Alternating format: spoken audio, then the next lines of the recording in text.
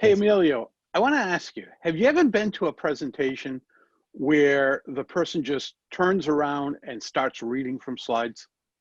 Oh God, yeah, man. That reminds me of being at school when there's a substitute teacher. Boring. Right? And yet we all do it, or many people do it, which is unfortunate. And Yeah. there's actually a term called death by PowerPoint because it's been known to kill presentations, if not the listeners. Sure. And I'll give you a quick example. I was asked not too long ago to be at an event where someone was speaking, and I was told this would be very educational. I'd appreciate his abilities and the like, and I'm not picking on the person, but I got to tell you, the first thing he did was have the light shut off, which is kind of, it's probably usual, but it's not necessary. Don't put your people in the dark. What he did, he spoke for 40 minutes, and all you saw was the back of his head. I can tell you that he's slightly balding, that he has wide shoulders, and that's about it. Because that's what we saw for 40 minutes as he read. That's no different than handing written notes that you have to everybody and have them read them while you read them out loud. What type of presentation is that? Well, I mean, it's teleprompter, right? I haven't rehearsed it all, so I'll just put all the words on slides and read from it. Problem with that is we can read quicker when we're reading to ourselves than a speaker can speak the words out loud. So we get to the bottom of the page going, okay, next slide. Yeah. And the speaker's only the reader is only halfway through. And the other thing is, if you can't remember it to say it, what makes you think your listeners are going to remember it at all? Slides should be engaging. I think of them as flashcards.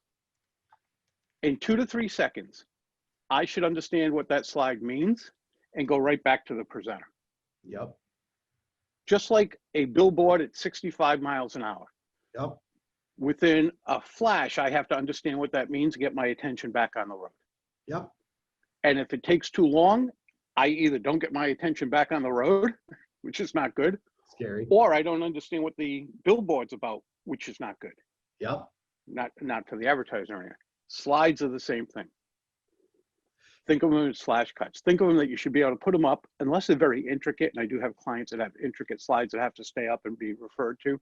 Yeah. But unless they're very intricate, they should be able to go up for 3 seconds and back down. Not saying to do that, but that's what you should be able to do. There's no such thing as a PowerPoint presentation. There are PowerPoint slides, there are slide decks, but PowerPoint doesn't do the presentation. It's a tool to help you engage the audience, not bore the heck out of it. So a lot of people say, okay, what am I supposed to do? First, when you have to put a presentation together, don't run to PowerPoint first. Figure out what you have to speak about and then develop slides that support and foster your points. Beyond that, here's how I design slides when I use them. And I don't use slides all that often, but when I do, I take a 3x3 Post-it note. If it can't be put on that 3x3 inch piece of paper, then it's too much information for a slide. And then the other thing is, if you're going to rely on your PowerPoint slides, what happens when the computer goes down, the projector goes down, something else happens? Then what do you do? Answer to all of this is just be prepared. My thought here and my suggestion is keep it simple. Don't rely on them.